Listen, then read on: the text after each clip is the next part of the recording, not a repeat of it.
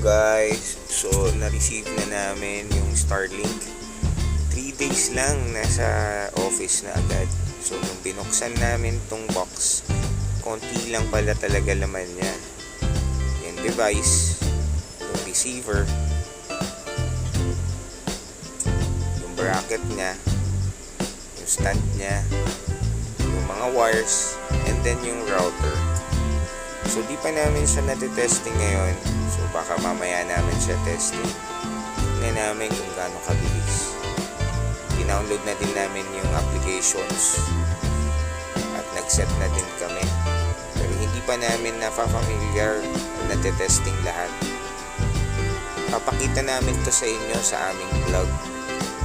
Ito na yung kabuuan na kung ano marireceive nyo sa programa nilang 19,000 plus shipping. Thank you guys.